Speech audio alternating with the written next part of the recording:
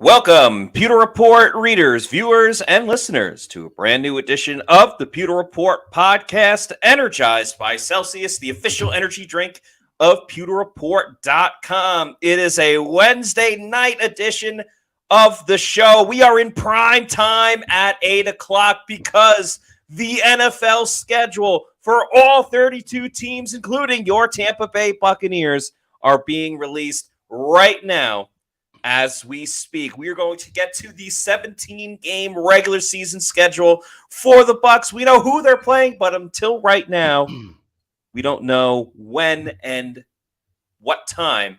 We'll find that all out very soon. I'm your host, Matt Matera. Joined with me is Scott Reynolds of PewterReport.com. We also call him SR. Scott, we know what's going on week one for the Buccaneers, but are you ready for the rest of this list?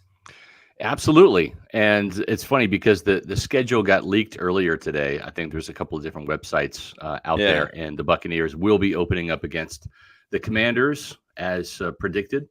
And that's not that much of a surprise when it comes to the schedule, because again, it's been leaked for several hours, and I'm a little shocked that some people, have had it that early, but there are so many league people around the league, different teams within the organization, et cetera, that it got out there. So if you've seen the schedule, it starts off with the Commanders at home, the Lions on the road in week 2, the Broncos on the road at home in week 3, et cetera. So it has been it's been out there for several hours, and we didn't publish it because it's one of those things where we want to be accurate. But Dan Quinn, Jaden Daniels, and the Commanders will be heading to Tampa Bay in week 1. It's going to be a hot season opener, but I think Tampa Bay's schedule sets up really well. It's a 4:25 start, so that's not a surprise given the fact that it's going to be extremely hot. But I would expect Tampa Bay, with 3 out of the 4 home games right out of the gate, that's setting up for a pretty promising start for this team if everything goes well. Yeah, I think it's really exciting just starting with the beginning part of the schedule, at least the first game of the season, and we can kind of break down the rest as we go. I think it's actually really exciting that they start the season one at home, because we talked about it on yesterday's show that the Bucs have not done that really in recent years, besides hosting the home opener on Thursday Night Football the year after they won the Super Bowl. They typically have began it on the road. So I think it's great that they get to start at home at Raymond James Stadium and to go up against a rookie quarterback in Jaden Daniels, who you mentioned before. It's funny.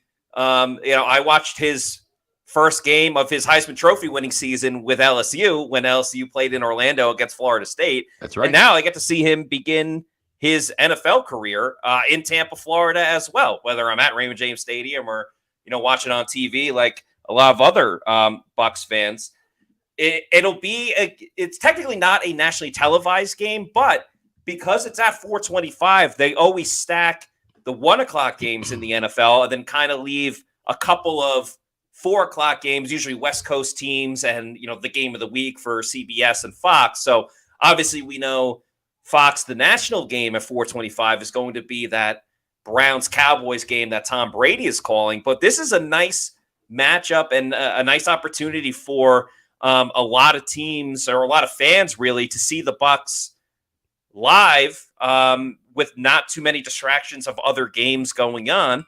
And we've seen before how the Bucs look against rookie quarterbacks. Sometimes it's been great. Sometimes it's been abysmal. So this is a fun test with Jaden Daniels. I think it might be the first time a quarterback is making their debut against the Buccaneers since Daniel Jones back when the Giants came to Tampa in 2019. Brock Purdy actually got his first start. Was that his debut, though?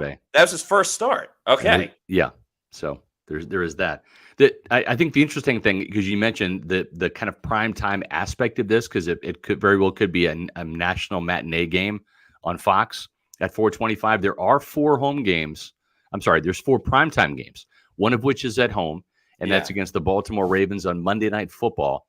and that's preceded by a Thursday night game against the Atlanta Falcons, and that is on week 5 on October 3rd.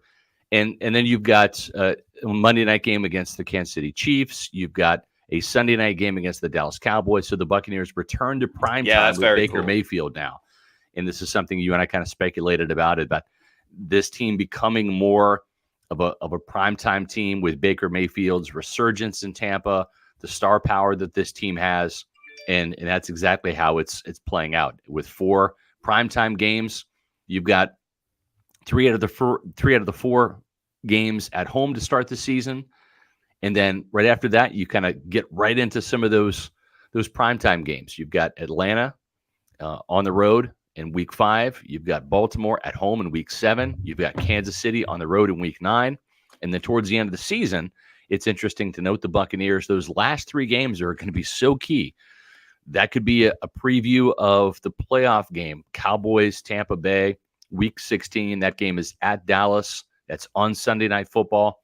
Yeah. And then you've got 2 back-to-back games to end the NFC South slate and to end the schedule for the Buccaneers. Games at home against the Panthers and the New Orleans Saints. The one gripe I have with this schedule, and again, this mirrors what was leaked earlier online, and a couple of different places had it. Matt, both of these Bucs-Falcons games are in the first 8 weeks of the season. Yeah. And that to me is baffling. I mean, if you look later in the season, just like how last year the Bucs played the Panthers so close together with that home and away game, it's the same thing here. Carolina Panthers will host the Buccaneers in week 13, and then a month later, they're playing each other again, this time in Tampa in week 17. I would almost have rather have seen the Panthers games earlier in the season and then the Falcons games later in the season, because I think this division is going to come down to Tampa Bay and Atlanta.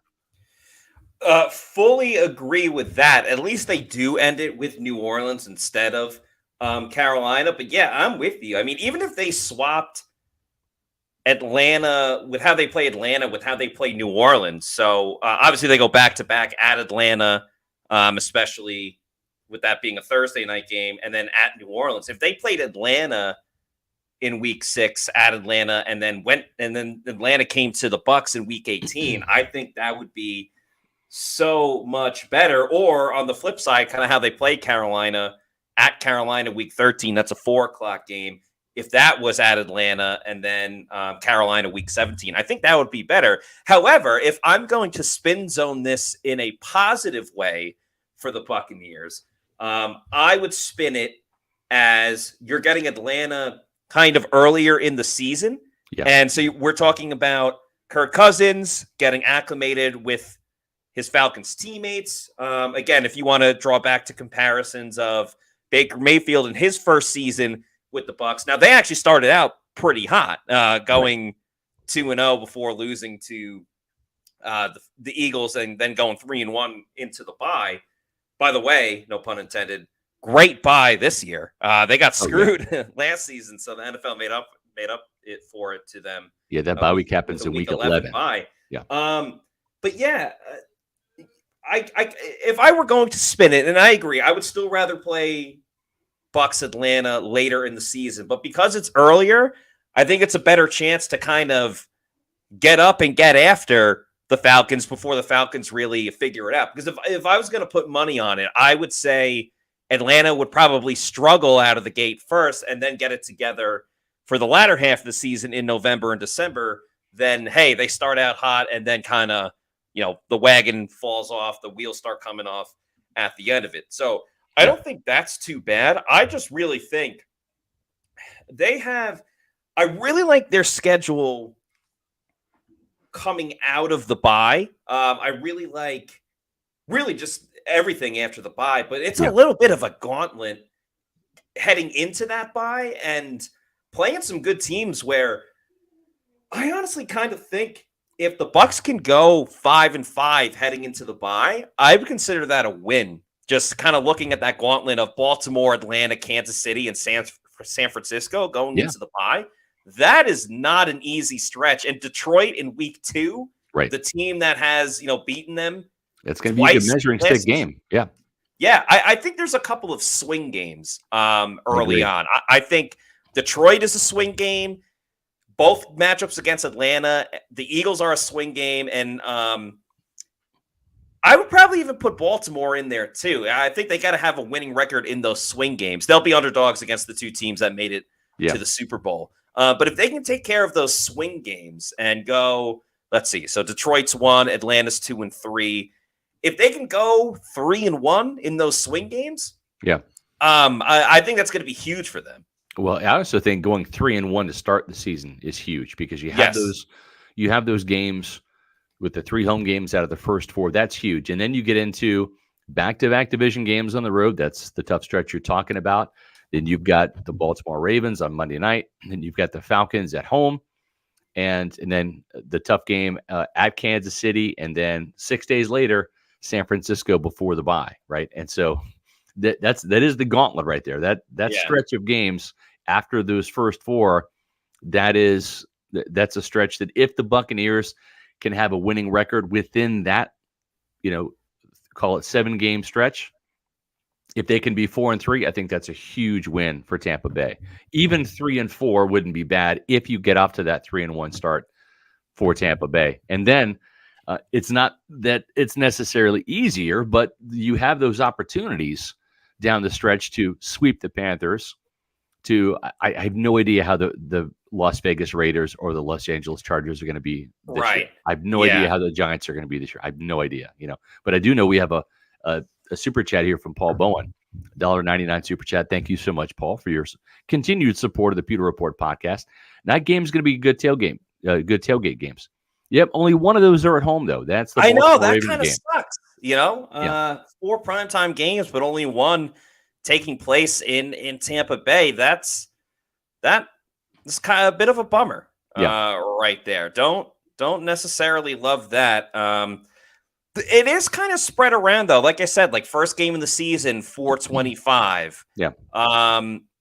You got a 4:00 game with Carolina in Carolina. You don't get that all the time. Right. Obviously, you're out on the West Coast against the Chargers, so that's another 4:00 game. To the Bucs, it'll be a 1:00 game, but for the fans, it's a 4:00 game.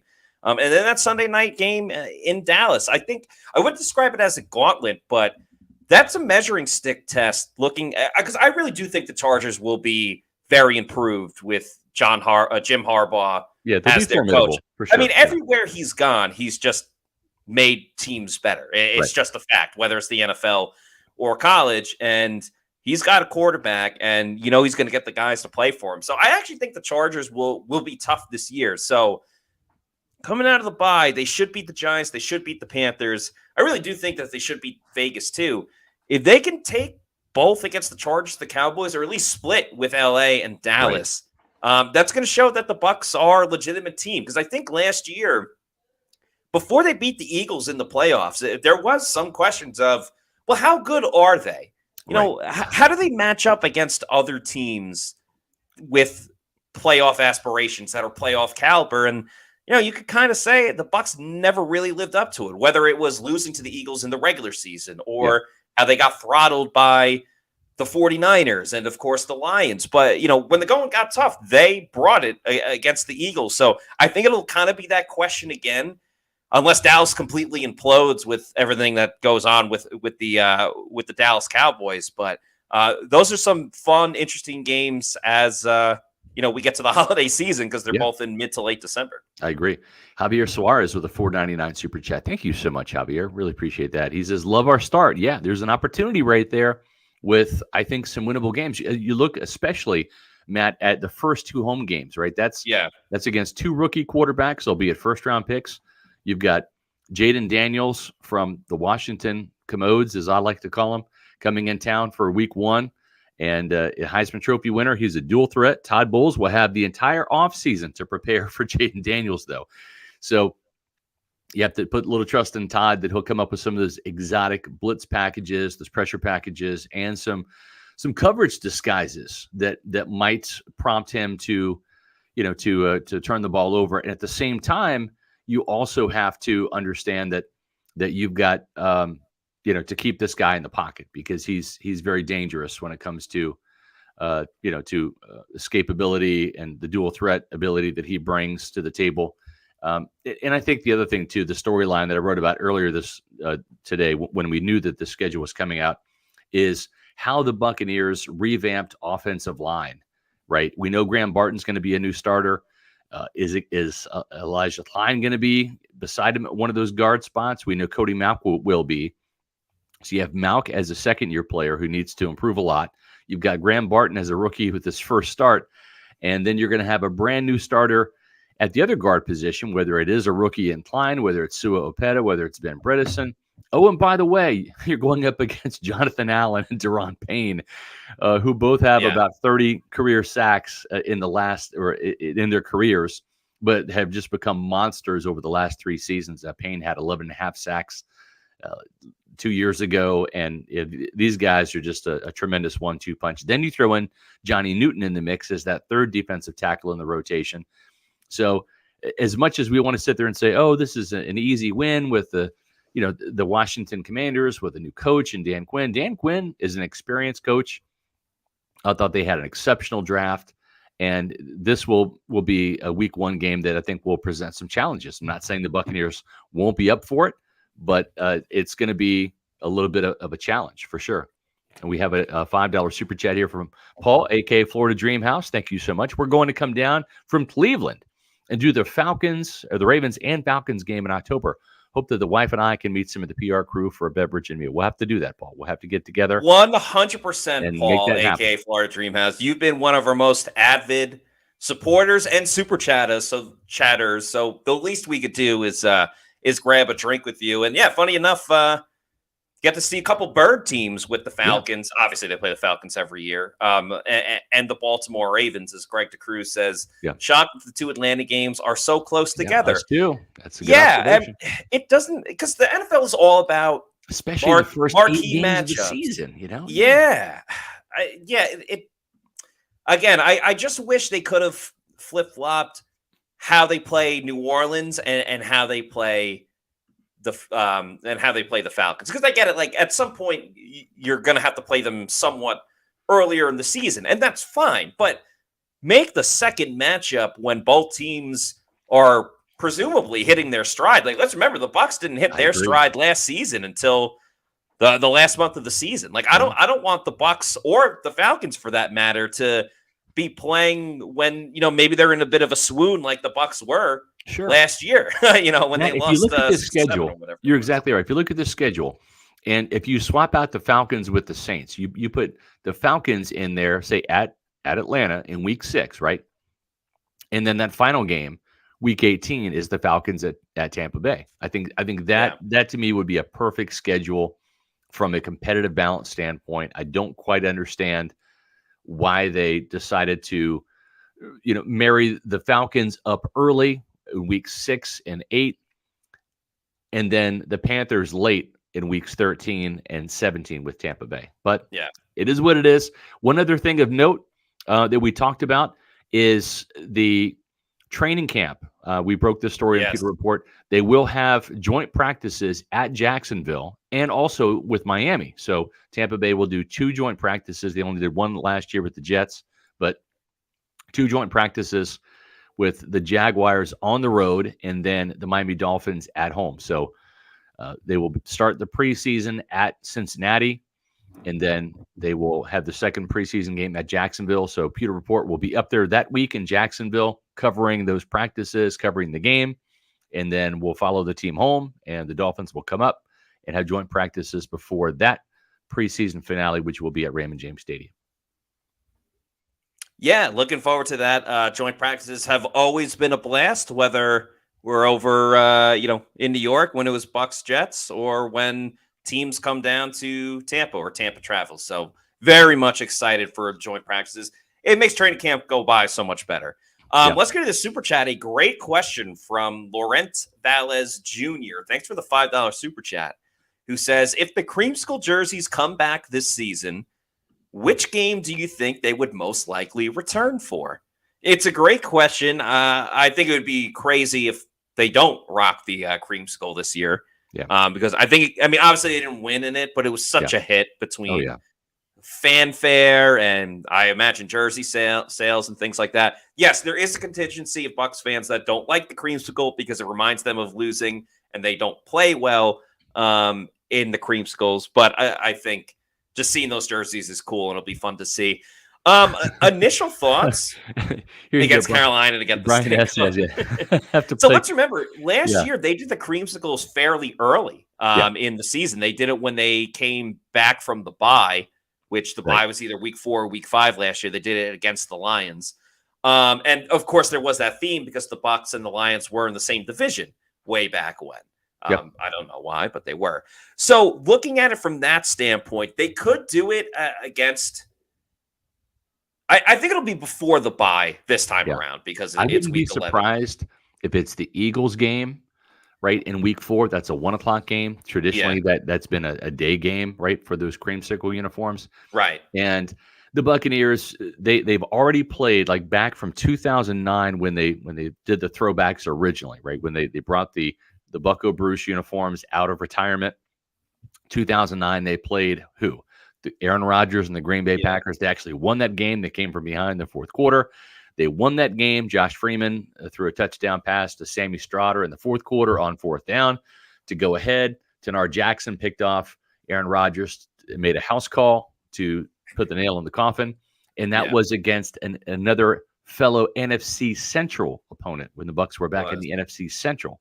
So then after that, they had 3 more creamsicle games, and they were all against division opponents, the Falcons, the Panthers, the Saints. So they've done that now 4 times. When they brought him back out of retirement again last year, they went back to an NFC Central opponent, which was the Detroit Lions. So they've had 5 games now.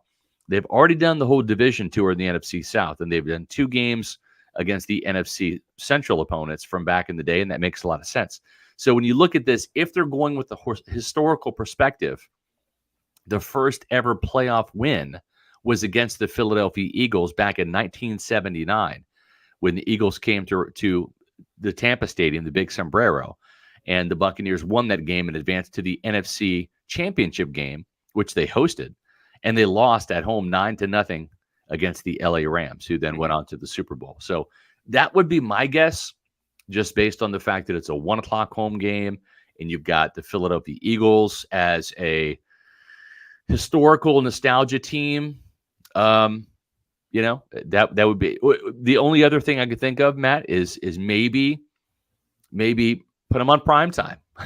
Listen, that Baltimore Ravens game, put them on primetime and show the nation, right? Yeah, my initial thought is like Denver wouldn't make sense because the Broncos have orange in their jerseys. So why would you wear orange against a team that primarily has orange?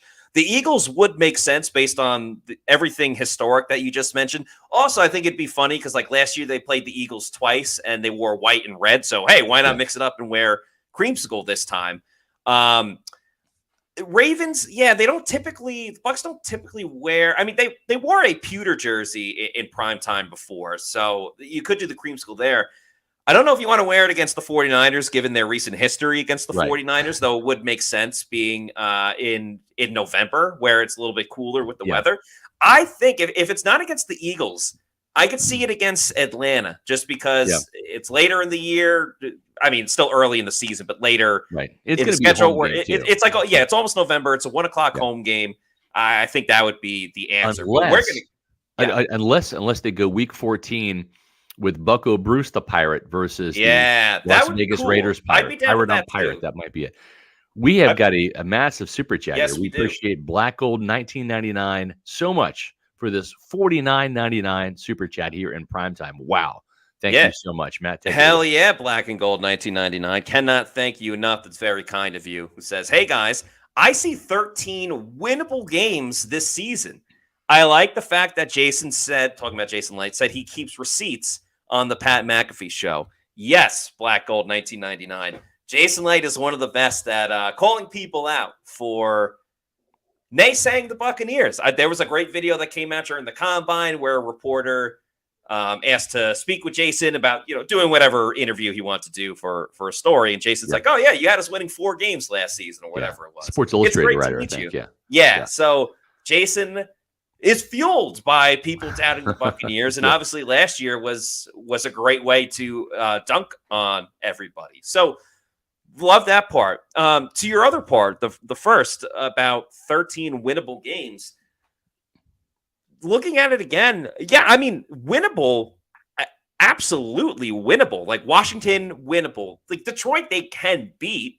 Yeah. That's probably on the smaller scale of winnable, but like Denver, Philly, Atlanta, New Orleans, all winnable. Right. Atlanta, again, winnable. I would say really the only unwinnable games, and they can still win, but I would say degree of difficulty being the highest, is the Ravens, Chiefs, and 49ers. Yeah. Maybe you want to throw Dallas in there too, but yeah, I think 13's pretty accurate. I would say even 14 really. Yeah. And it's any given Sunday. I don't think the Bucs are going to go 15-2. Feel free to clip this if they end up going 15-2. If the Bucs want to use this for their social media, I'm very happy to be wrong. But I mean, the Bucs can hang with really anyone in the league. I just feel pretty good about, I'd say, like 14 of those. Yeah. First Name Greatest says, here come the wildly inaccurate win-loss predictions by the talking heads, right? Well, I mean, if you're calling us the talking heads, that's fine. I don't make predictions until after the preseason. I just don't, because injuries will play a huge role and all of that. So to me, that's something that I really just don't do. At the same time, though, I will say that, this feels like, and I'm going to put the super chat up here. Thank you so much, Sap Doctor, $5. We appreciate that. I know I'm getting ahead of myself here, but if we can come out above 500 heading into our bye week, I really like our chances for a 10 to 12 win season. That to me, initially, without going through the, a loss here, a win there, and all that stuff, because again, I like to wait until after training camp in the preseason to see how this whole thing comes together. I don't put a bunch of stock in preseason except for health of the team. Yes. And one or two injuries at any key position, I mean, for any team, can make a difference between a win and a loss a couple times this season. So this feels to me like a double-digit winning season, Matt. We've seen this team take steps from 8 wins to 9 wins. I think 10 wins is not unreasonable, right? Can they get to 11? Sure. Can they get to 12? Absolutely. Can they get to 13? Yes. But it's going to require a couple things. Tremendous health, some very good fortune, right? And it's going to take gelling immediately out of the gate and getting off to a hot start, I think. I think those things happen. I'm not going to put a cap on what this team can do from a win total standpoint. This feels like a double-digit winning season for the Buccaneers to me. And that, of course, means at least 10 wins. Yeah. And that could mean the division championship. It could mean a wild card spot. It could mean the last spot in the playoffs, like barely getting in. We'll see how the NFC fares as a whole and where those losses come from. You lose some games to AFC teams like Baltimore and Kansas City. Okay. But if some of these losses are to Philadelphia, Dallas, right? If you get a little upside down in the division, you get swept by the Falcons, right?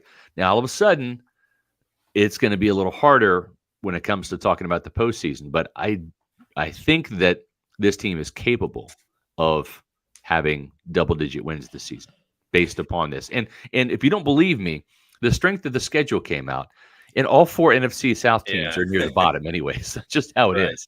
So are there some challenging games? Yes, there are. There are also some games that on paper, Washington, Denver, I think the Raiders, the Chargers, the Giants, perhaps, the Panthers should be a sweep. I think there's enough winnable games here that if the Bucs don't stub their toe, and they're famous for doing that. Okay. It's happened. Yes. Even with Tom Brady, it's happened.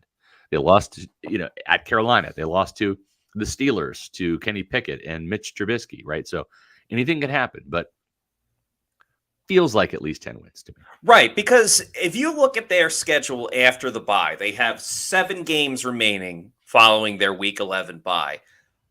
I look at that, and I see no worse than 5-2. Should be. You're right. And again, on paper, if you were going to say 2 losses, probably, maybe the Chargers and the Cowboys, and those are very winnable games too. And it's funny because you remember last year they began the season against Minnesota, and a lot of us are saying, this is a great way where if they win that game, you start the season, you already start building some credit for tiebreakers down the road. Now, Minnesota ended up getting injured. Kirk Cousins, ironically, ended up getting injured. And, that was kind of the end of their season.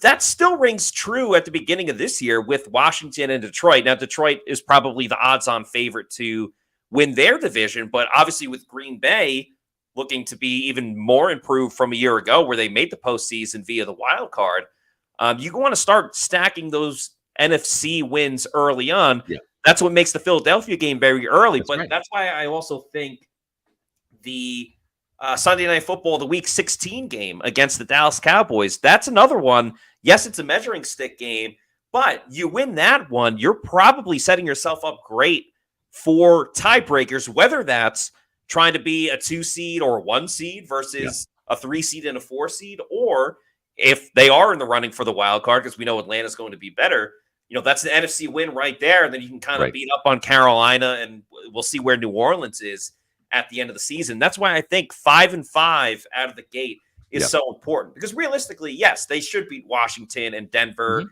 and Philly.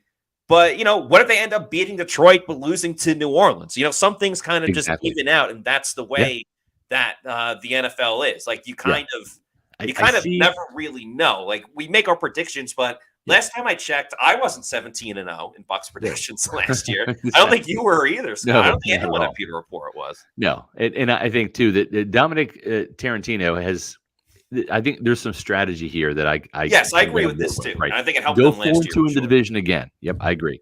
4-0 versus the Commanders, the Broncos, the Giants, and the Raiders. Yeah, I can see that potentially happening. Then go at least 2-5 against the big boys, right? The Lions, the Eagles, the Ravens, the Chiefs, 49ers, Chargers, Cowboys. That's 10-7, and that should get you in the playoffs. Will that be enough this year to get Tampa Bay its 4th division championship? That I don't know. That I'm not sure about, because I don't know how good the Falcons are going to be. I don't know how good the Saints are going to be. I'm pretty sure that the Carolina Panthers are not going to be contending for the division this year. If they do, then give Dave Canales the head coach of the year job, or award, I should say. But yeah, I mean, there's certainly going to be some intrigue in the NFC South. And I do think that, boy, if the Buccaneers, if they can go to Atlanta and get a win like they did last year, in dramatic fashion with that K-Dot touchdown, if they can get a win there and sweep the Falcons, that will go such a long way for this team heading down the stretch. It's to be able to get a lead against Atlanta that way and have the tiebreaker, that's massive. And, we've seen Todd Bowles have some real success, kind of exercise some demons, right? In his first year as head coach, they beat the Rams, which, that was a long time coming, because the Rams had kind of owned the Buccaneers. Yes. He swept the Saints.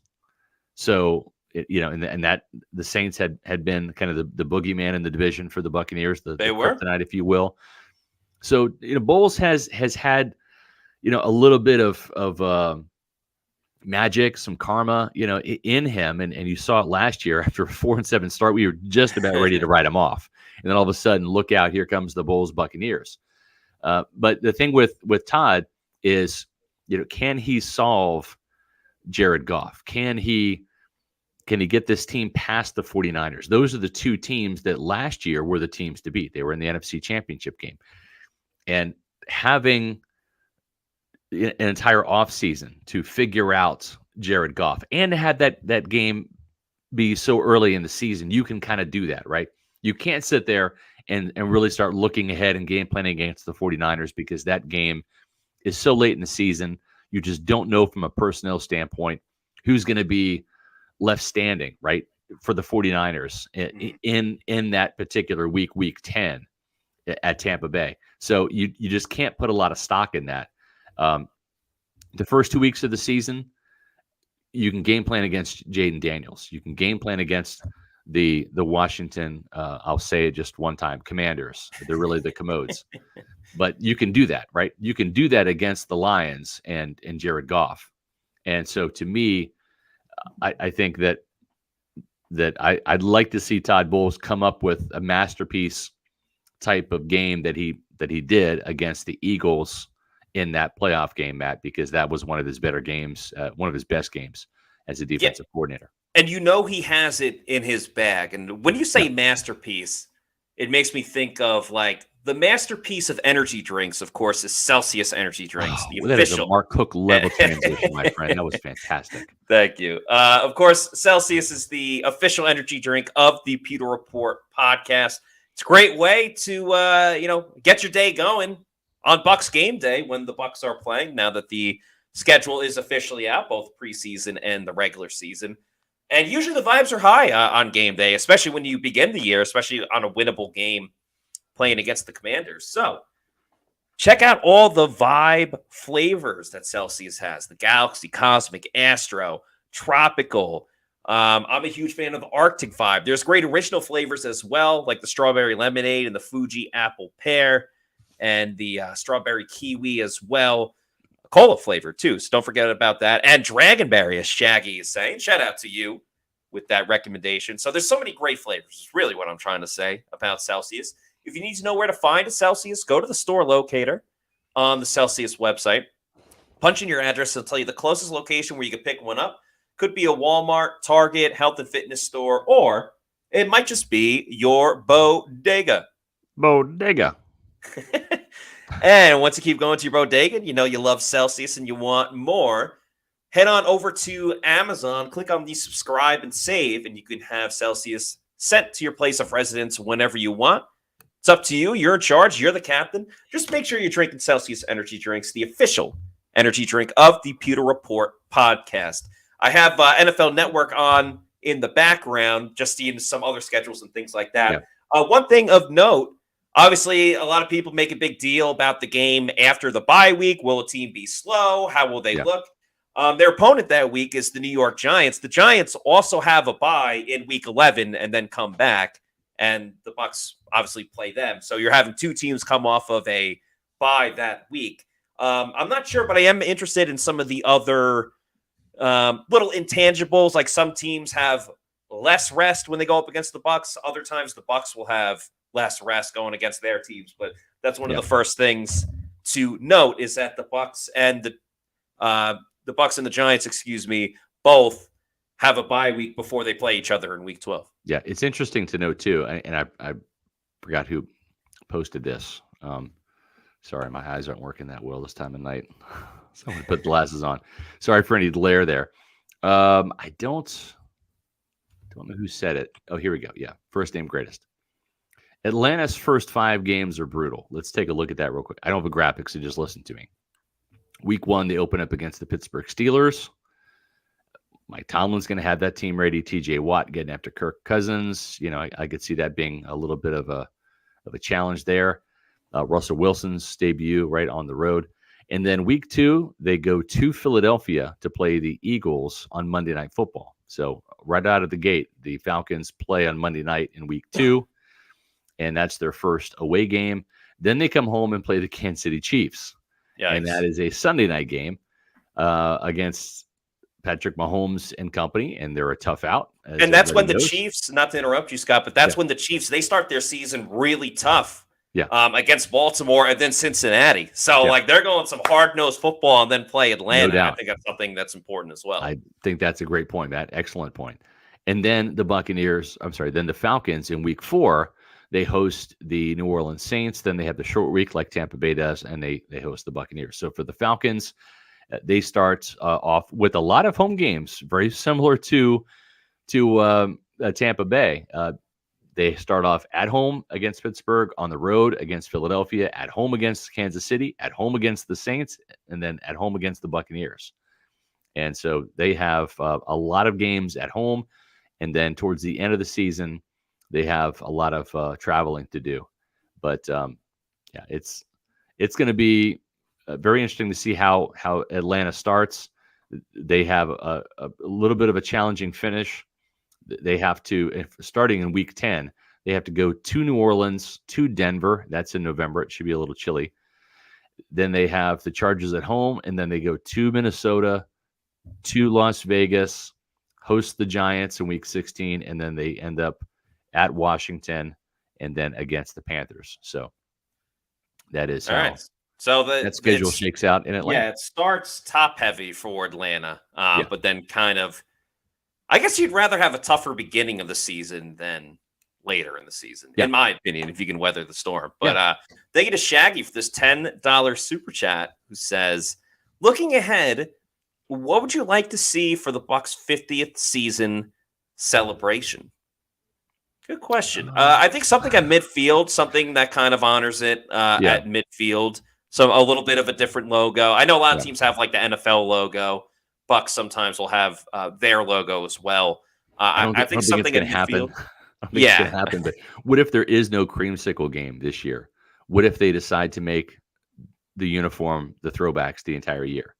Whoa. Just saying. Oh man. That would be a surprise, right? Where it's like there's no Creamsicle game, folks, except for every game, because that's going to be our uniform this year. We're having a red game. Yeah, exactly. I don't think that's going to happen, but I don't know. I mean, I really haven't thought about it. Maybe a patch on the jersey, something like that. There have been a couple of questions or comments here about the throwback game. The team does not announce typically the throwback game when the schedule comes out. They will save that game designation for another day. Same thing they do with the Bucs Ring of Honor. If there will be a Bucs Ring of Honor inductee, there was not such a member last year. They highlighted Rondé Barber against the Eagles on Monday night for making the Hall of Fame.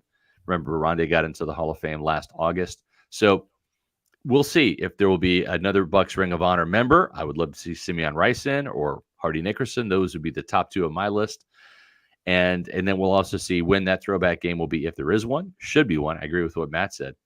And then I think those are typically the two designations, right, that they will name at a later date. Yeah, because they'll have a release of like, hey, here's the jersey that they're wearing for every single game, or here's when they'll wear like an alternate jersey, because hopefully they wear the pewter jersey once again, and then everyone will freak out that they're wearing the white uniforms again for 8 weeks in a row. Or you can pretty much guarantee it will be white on white in weeks 1 and week 3 for sure, unless that's the throwback game or something. The other game would be maybe the Denver game, right? Denver's going to be in their orange. Maybe the Buccaneers go with their orange, right? Right. You've got the kind of the avalanche orange or whatever they call it out there, the orange crush. Oh, that's interesting as well, Scott. I mean, we'll see who ends up like winning the quarterback competition. But if it's Bo Nix for Denver, we're talking about playing the Bucs playing a rookie in week 1 and then a rookie in week 3. So back home games. Early start there. But let's get to the super chat. Thank you to Wade Sicking for I thought I said skiing at first. Thank you, Wade Sicking, for this $20 super chat, who says first time being able to catch the show live. That's awesome. Keep up the great work. You so much, See you at the Dallas game. Wade, thank you so much. Yes, we are in a different time tonight because of the schedule drop. So sometimes we get some new fans that are able to watch it live versus watching it at a later date, because you can find everything on our YouTube channel or the audio version on Spotify and everywhere podcasts can be found. But Wade, we are so happy that you are able to join us this evening. Awesome. So welcome. Hope you're having fun. And thank you so much for your super chat and your comment. Let's keep the super chats rolling. Thanks to Meets McGee for this $10 super chat, who says, I believe the expectations are very high within that building. Thus, Todd Bowles could be on a simmering seat. He concerns me with his personnel decisions, him not knowing when to sit a player. Those are very valid concerns, Meets McGee. It's something that we've talked about a lot last year, and we talked about this offseason as well. I think that's a good question, though, Scott, because I think expectations should be ramped up a little bit. I don't want to say like sky high, but if they went 9-8, if the Bucs went 10-7 this year, is that good? Is it okay? Is it, hey, thumbs up, like you're back next year, Todd? Like, how would you view a 10-7 season for the Bucs? I know there's a lot of factors, and technically it's progress, right? Yeah, it's progress, and I think that if it is 10-7, why is it 10-7, and how did that 10-7 come about, right? Let's face it, Matt. The Eagles had a better team than the Buccaneers did in terms of their regular season record, coming to Raymond James Stadium for that playoff game, right? They started off, I believe, 10-1 or 11-1. And then they collapsed down the stretch. The Buccaneers, it was a different story. 3-1 start, 4-7 mid-season, and then rebounded, reeled off 5 out of their last 6 games with wins. So, and I think that's why Todd Bowles came back. That's why Baker Mayfield was re-signed. They brought the band back together because Jason Light did Lasers, and Bowles looked at this and said, hey, this team was 6-2 down the stretch, including the win over Philadelphia at the playoffs and the loss in Detroit that was a tie game heading in the fourth quarter. So it's kind of, the records can be a little bit of fool's gold. It's how, is there momentum at the end of the year? It was clear the Eagles had no momentum coming into Ray J. The Buccaneers had a ton of it. And boy, did they exert that momentum, kicking the Eagles' ass 32-9, right? They just did. So I think that to answer your question, if it's a 10-win season, how did it come together? How did they finish, right? And I think that's going to determine that. I think at the same time, looking at it on the flip side, if it's 9-8 and this team doesn't make the playoffs, that might be some alarm bells, right? And that might put Todd Bowles in a little bit of jeopardy right there. So because you got a team that has made the playoffs, has found postseason success, but is kind of stuck in that mud of 8-9 or 9-8, because that would have been 3 seasons of Todd Bowles with that record. But not every record looks the same. There's a lot of variables in it. But let's get to this other 49.99 super chat. Thank you to Black Gold. Yeah, I made the mistake. 1999. Yeah, I apologize. I might have said it as well. I didn't have my glasses on. We're reading other teams. You see Vegas. I was thinking like silver and gold and black and yellow with the Steelers. We talked about that a little bit. 1999. So Black Gold 1999. No end. Just Black Gold 1999. Yep. Thank you so much again for this 49.99 super chat. You are our commenter of the evening. Thank you so much, Black Gold 1999, who says, first thing, it's Black Gold, not black and gold. So we got it, Black Gold. Second, why are we back in San Fran again? Well, this time they're hosting San Francisco. Correct. We were just there last year. How does that work? Good question. So the way it works is every year, your division, we'll just say the NFC South and the Bucs, they play 2 different divisions from the NFL. It'll be one division in the AFC and one division in the NFC. Of course, you play your own division opponents this year. So this season, the Bucs play every team in the NFC East, just like the Falcons and the Panthers and the Saints do. And they play every team in the AFC West. That's why you see them playing the Chargers and the Broncos and all that stuff. Now, the reason why they're playing the 49ers is outside of the 2 divisions you play and your own division, that leaves you 1 or 2 games remaining. And the way that they spread that... And really what they do is they play, for example, you mentioned they're playing the NFC East, right? So Dallas won that division. So they're playing the Cowboys, obviously, as part of the NFC East schedule. So what they do then is they take however the Tampa Bay finished. They play the first place team in another division. In the other that's why they're NFC playing divisions, correct. They're playing the 49ers, who won the NFC West, and they're also playing the Detroit Lions, who won the NFC North. So that's why they're playing those teams. And that's why you hear teams say, like, oh, like they got a first-place schedule. They got a first-place schedule. And I've always felt that doesn't hold as much credence or water as it once did, because – like the Falcons have to play everybody else except for the 49ers and the Lions. And again, those are 2 tough games, but I don't know. I just can't see, you got a first place schedule where it just means you have 1 to 2 different opponents. Right. I don't think that's like, the reason why they took a step back is because, they had to play the Lions in week 2 or whatever it is. Yeah. But that explains it. And thank you very much for the super chat. We greatly appreciate you. Well, and also to keep in mind that the Buccaneers this year, they will have true home games for 9 different weeks, right? Yes. So the last time the Buccaneers had 9 home games, one of those home games was in Germany, in Munich, against the Seattle Seahawks. So there is that to consider. There will truly be 9 home games in Tampa. 2 years ago, when the Buccaneers, because the NFC and the AFC alternate every other year with the 17-game schedule. Last year, the AFC had 9 home games, and then the NFC teams had 8. This year, it's the exact opposite. The Buccaneers will have, and all the NFC South NFC counterparts will have 9 home games, and then you've got 8 home games for the AFC this year. Then next year it'll go back to 8 home games for Tampa Bay and 9 on the road. But it's nice though to have all 9 games at Raymond James Stadium as opposed to having one of those games overseas. Now we'll see if the Buccaneers get another international game sooner rather than later. We were kind of speculating this week that Bucs Panthers game might be overseas because the Panthers are hosting a team over there in Munich. They're one of the 4 international teams in the Germany area: Tampa Bay, Kansas City, New England, and Carolina. But that wasn't the case. It ended up being the New York Giants are going over there to play the Carolina Panthers for one of Carolina's home games. Yeah, so the Bucs may not be going international this season, but you could still be going international. And by that, I mean going on international waters with the Tampa Bay Buccaneers if you want to join us on the Buccaneers cruise. We're on the Bucs cruise. Of course we're playing pool volleyball.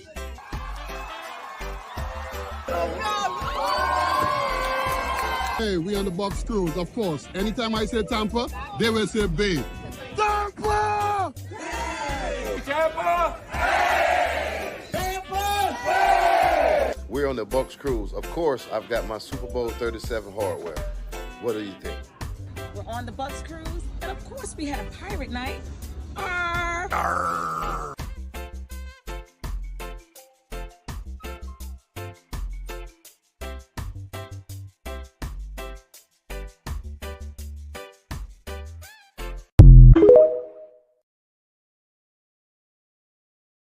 Does it look like fun to you? It is fun, right? I mean, listen, anytime you're cruising with the Buccaneers, it's going to be a good time. And what makes it even better, the Pewter Report staff's going to be there too.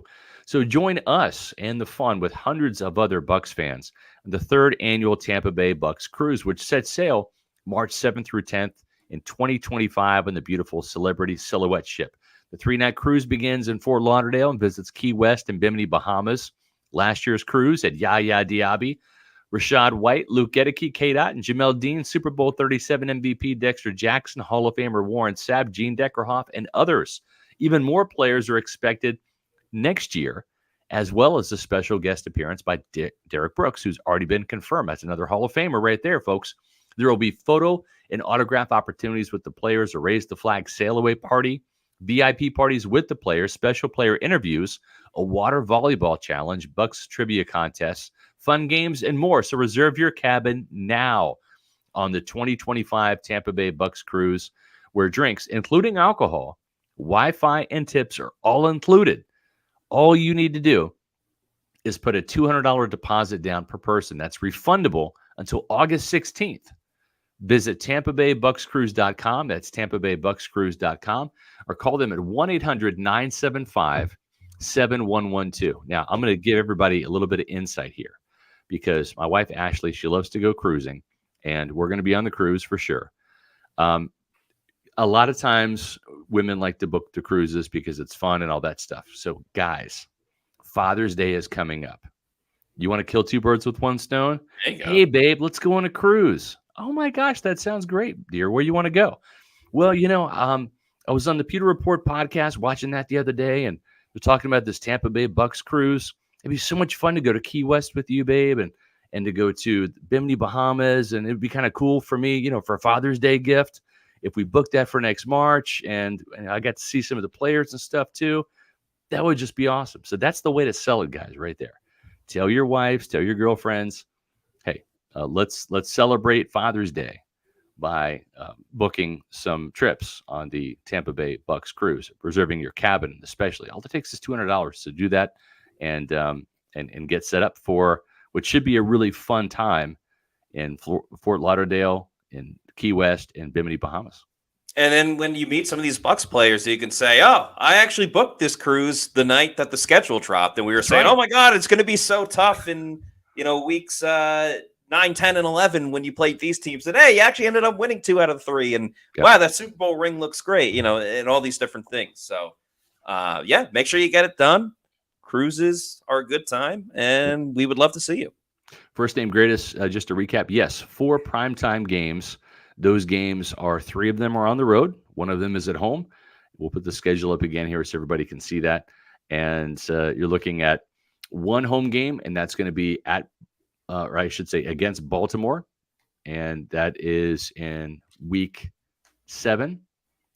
And then you've got 3 away games that are in primetime, starting with the one against the Atlanta Falcons on Thursday Night Football.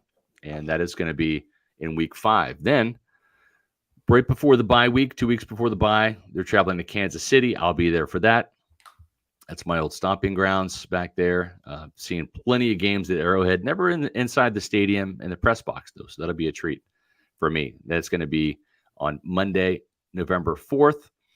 And then the final primetime game will be at Dallas Sunday Night Football, 8:20 kickoff, a couple days before Christmas on December 22nd. Matt, one thing that I think maybe is worth noting when you look at the schedule, the Buccaneers, I think they've kind of exercised that demon about the cold weather games, right? I mean, they went up there in the frozen tundra at Lambeau, right, to advance to the Super Bowl, which beat the Packers. Then they came home and trounced the Chiefs.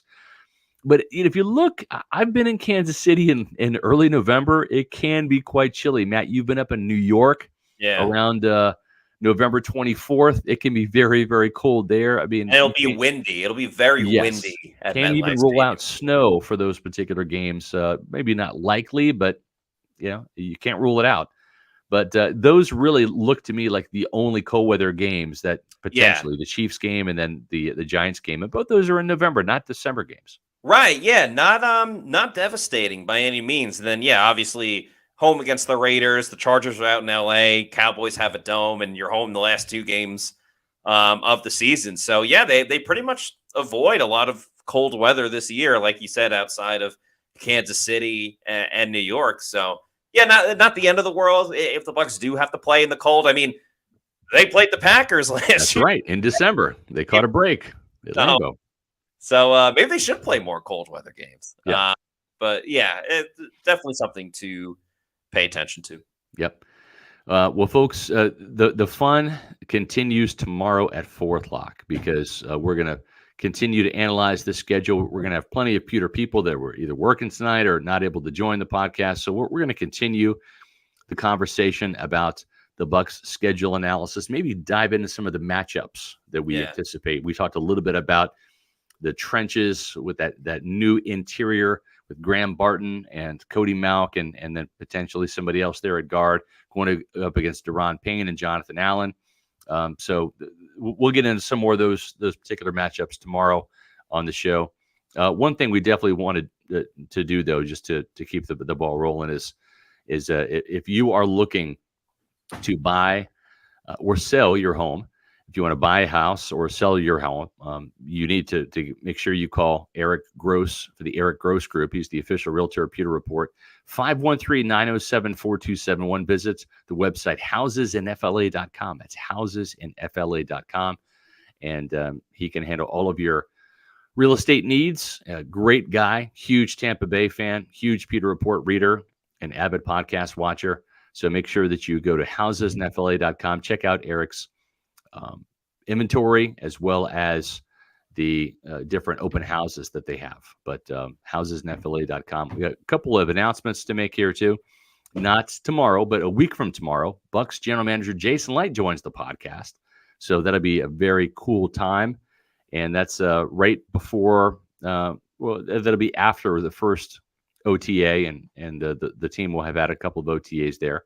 And then a couple weeks later, the first Thursday of June, which I believe is June 6th, we're going to have our special guest, Bucs assistant general manager and capologist, cap guru, cap Jedi, Mike Greenberg, will be on the Pewter Report podcast. So a couple of people from the Bucs brass joining the Pewter Report podcast on a couple of Thursdays, a couple weeks apart. So make sure that you stay tuned for that. That's right. And then, of course, follow us on all of our social media on Pewter Report, at Pewter Report for X, Facebook, and Instagram. And please like and subscribe to our YouTube channel, Pewter Report TV. We got the podcast, live streams, various other content over on our YouTube channel. So please like and subscribe and leave a comment as well. That's going to do it for us this evening. For Scott Reynolds, I'm Matt Matera saying thanks everybody for watching, and we'll see you tomorrow back at 4 p.m. for another edition of the Pewter Report podcast. Out.